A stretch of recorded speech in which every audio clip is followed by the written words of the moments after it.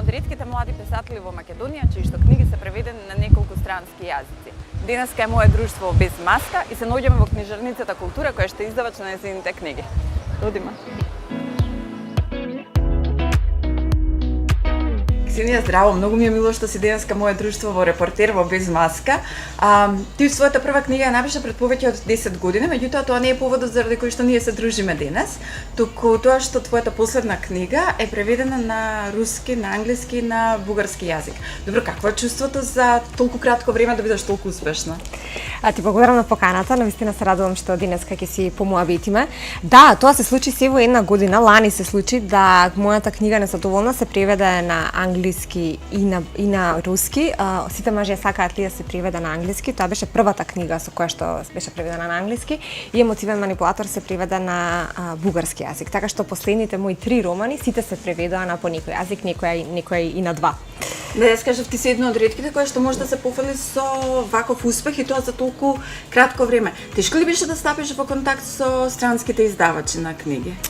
Сето тоа бара многу труд, упорност и неоткажување, ајде така да кажам. Нормално ние живееме во една мала земја каде што јас пак ќе кажам до некаде авторите кога сакаат да излезат надвор од границите, се оставени сами на себе во смисла дека ние немаме агенти, немаме луѓе кои што би не продале на странскиот пазар и би ни го покажале патот, нели, како да го исчекориме.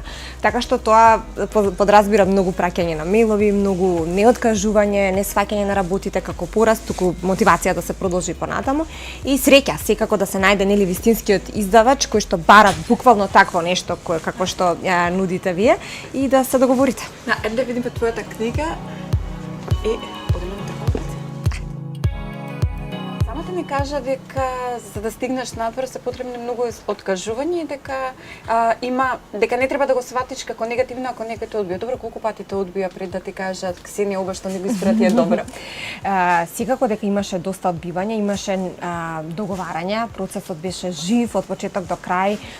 Јас бев сигурна дека не сакам да се согласам на било какви услови, во смисла дека не ми беше важно само да ми се преведе книгата и да можам да го кажам тоа наглас, туку ми беше важно издавачот да биде вистинскиот издавач за мене, да имаме некаква иднина после таа соработка и драго ми е што тоа се случи, бидејќи најдов на издавачка куќа која што е релативно млада и нова во странство, зборувам за англиските преводи и тие некако ја разбраа мојата приказна, се поклопивме на многу полиња и мислам дека затоа направивме и соработка.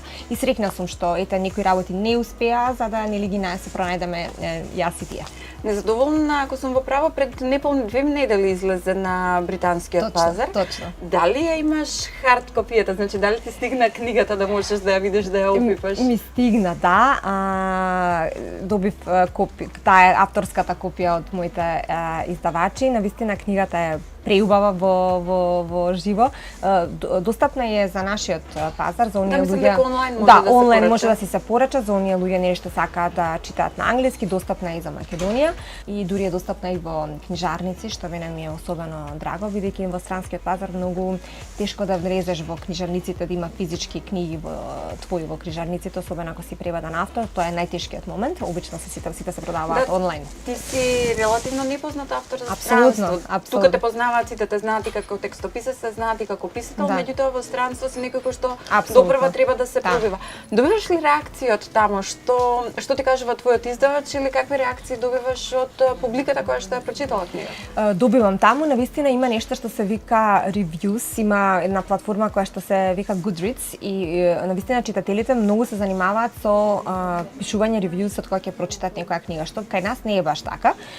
И јас не бев навикната да добивам толку коментари, не беа сите позитивни, да се разбереме, имаше и негативни коментари, конструктивни коментари, но сето тоа е добродојдено за мојот раст и развој како автор. Така што е многу поразличен третманот, не е баш толку нежно и знае да биде навистина и некогаш и да те повреди некој коментар, да се замислиш, меѓутоа сето тоа е дел од патот кој што се нарекува нели пишување. Твојот издавач, ако сум во право, прочитав дека те опише како феноменална писателка. Добро, која е тајната на успехот? Дефинитивно, мислам дека она што го сватив низ годините е важно да се авторот да си го пронајде својот глас. Другото, навистина се учи, техниките се учат и јас се уште учам. Низ моите книги се усовршувам како автор, еве сега со искуството од настранскиот пазар добивам алатки со кои што можам да станам нели подобра и поуспешна и повешта како автор. Меѓутоа гласот е нешто што го имаш во себе, те прави различно од сите други и сметам дека препознаваат луѓето кога нешто е невидено до сега во смисла дека е оригинално и е напишано на еден оригинален начин. Колку издавачот на твојата книга го смени текстот што го имаше ти напишано? Значи претпоставам дека имаш уредник, нели така во процесот? Дали бара од тебе да смениш нешто во она што веќе го имаш напишано и издадено на македонската версија на книгата? Тоа е супер прашање. Работата со уредникот за мене е најважната работа. Тоа е многу еден навистина има пишување и има работа со уредник. Тоа се буквално на два пати ја препишуваш книгата затоа што се менува. Не во суштина дека уредникот не се согласува со тебе за